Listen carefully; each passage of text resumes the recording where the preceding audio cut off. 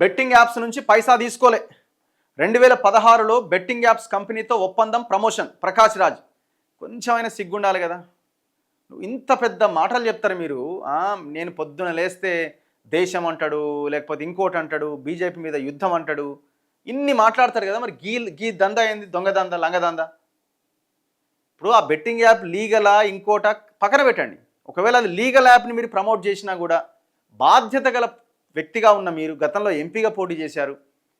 ఈ దేశంలో మీ పట్ల ఒక రకమైన ఒక క్రెడిబిలిటీ ఉన్నది మీ మీద, మీలాంటి వాళ్ళ మీద.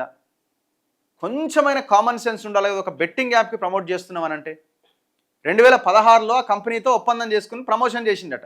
నేను ఆ కంపెనీ నుంచి పైసలు తీసుకోలేదంటుండు. నువ్వు తీసుకోకపోయినా వాడు సంపాదించింది కదా నీ వల్ల. నువ్వు తీసుకున్నావో తీసుకోలేదో. ఆ సంస్థ నుంచి ఎలాంటి డబ్బులు తీసుకోలేదని వెల్లడి. 5 ఏళ్ల బ్యాంకు స్టేట్మెంట్లు, డిపాజిట్లు ముందు పెట్టి విచారించిన ఈడీ. 5 గంటల పాటు ప్రశ్నల వర్షం. ఆగస్టు 11వ తేదీన రానా దగ్గుబాటి, విజయ్ దేవరకొండ ఎంక్వైరీ. ఎవడన్నా మళ్ళా బెట్టింగ్ యాప్స్ ప్రమోట్ చేయాలంటే భయపడాలి. ఆ స్థాయిలో వీళ్ళ మీద యాక్షన్ ఉండాలి. బెట్టింగ్ యాప్స్ కంపెనీల నుంచి తాను ఒక్క రూపాయి కూడా తీసుకోలేదని సినీ నటుడు ప్రకాష్ రాజ్ చెప్పారు.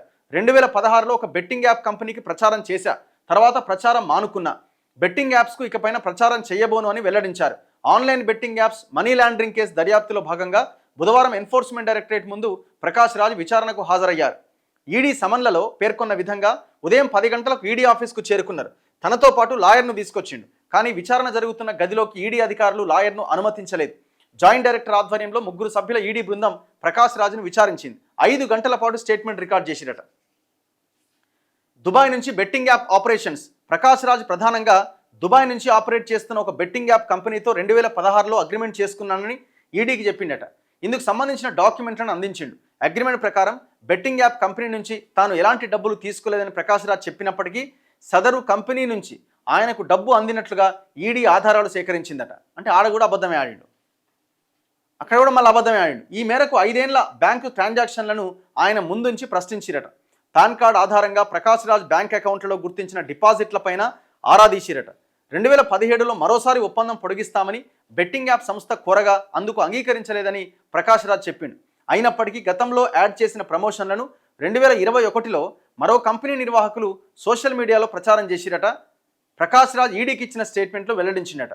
ఆగస్టు 11న రానా దగ్గుబాటి, విజయ్ దేవరకొండ, 13వ తేదీన మంచు లక్ష్మిని విచారణకు హాజరు కావాలని ఇప్పటికే ఈడీ సమన్లు జారీ చేసింది. ఏం మనుషులు పొద్దుగా లేస్తే మళ్ళీ జనానికి చెప్తా ఉంటారు.